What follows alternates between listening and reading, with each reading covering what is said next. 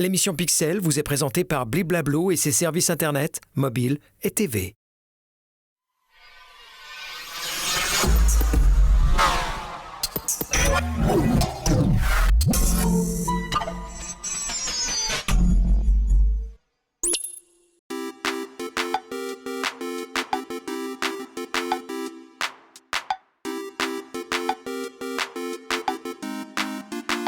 Bonsoir, concerts de musique, événements sportifs, les moments forts sont toujours plus nombreux à être vécus à travers l'écran de son smartphone. Alors, est-ce pour autant une mauvaise chose? Non, bien au contraire même, selon notre expert. Stéphane Corr, bonsoir. Bonsoir Nasrat. Alors, en quoi n'est-ce pas une si mauvaise chose de vivre à travers son écran?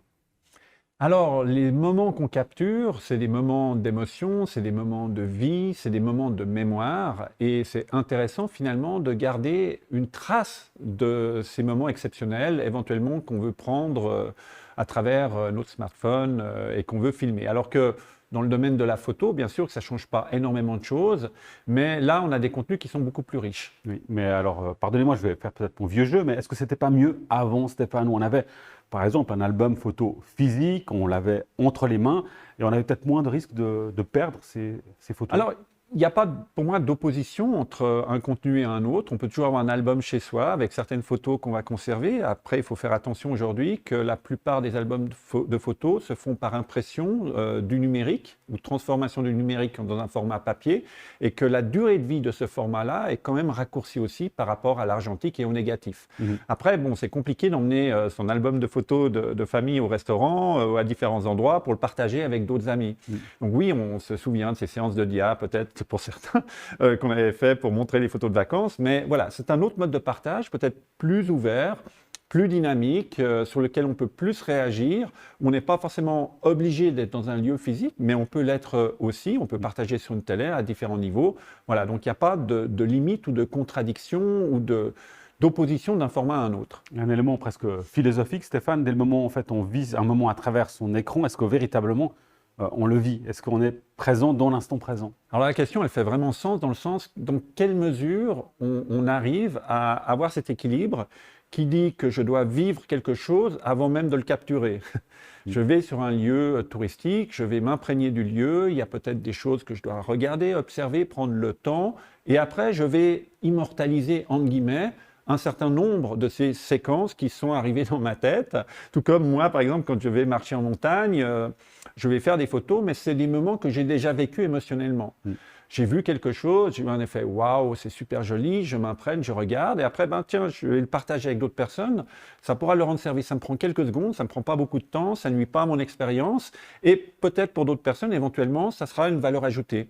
Donc, il y a vraiment cet équilibre à avoir en disant, est-ce que je suis en train d'altérer, de parasiter le moment que je vis, par exemple dans un concert, ou est-ce que finalement, je fais que capturer une mémoire de ce moment que je pourrais éventuellement me rediffuser plus tard. Mais alors, dans ce cas-là, le cas du concert, un spectacle par exemple, c'est pas juste votre souvenir à vous uniquement, il y a des questions de droit, des aspects juridiques qui entrent en jeu. Et là, il y a deux écoles, il y a des artistes qui ouvrent finalement leur show au smartphone, qui est même produit pour les smartphones, et puis d'autres où c'est interdiction des smartphones. Tout à fait. Alors, il y a toujours un cadre à respecter, mais finalement, il existe dans notre société à tous les niveaux. Ce n'est pas parce qu'on a une voiture qui nous permet de dépasser les limites de vitesse qu'on doit s'autoriser à le faire. Non, il y a un cadre qu'on doit respecter, un cadre légal. Certains dépassent des limites, certains le font dans certains cas.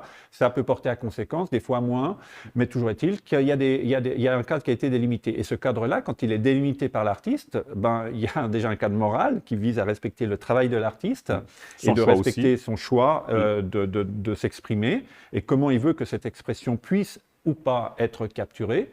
Et puis, des fois, il y a un cadre légal aussi qui est le droit à l'image, le droit à la personnalité, qui peut avoir des effets derrière, ou la notion de propriété intellectuelle qui est importante aussi. Les droits d'auteur, effectivement, point sensible. Dernière chose, en préparant le sujet, vous me disiez, mais en fait, on oublie parfois que ça peut aussi avoir des objectifs thérapeutiques.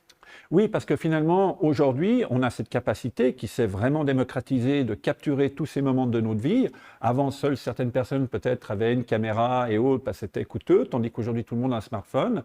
Et on peut jalonner notre vie de tout un ensemble de moments multimédia dont on pourrait se servir pour une reconstruction finalement de sa mémoire. C'est-à-dire que peut-être en vieillissant, on peut être touché par Alzheimer, on peut être touché par la démence et autres, et on peut imaginer avec l'intelligence artificielle aujourd'hui qu'on peut contextualiser ces moments de vie pour leur donner encore plus de sens et qu'après on peut discuter par rapport à ces souvenirs qui nous sont proposés et répondre en fin de compte au contexte et à une demande en disant mais tu te souviens de ce moment-là, qu'est-ce que tu y associes? Ah, bah, moi j'ai ça comme élément et donc il y a quelque chose de très positif qu'il faut dégager de tout ça. Merci beaucoup Stéphane Corr pour votre éclairage. Merci à vous pour votre fidélité. On se retrouve très bientôt pour un nouveau numéro de Pixel. D'ici là, portez-vous bien. À très bientôt. Ciao.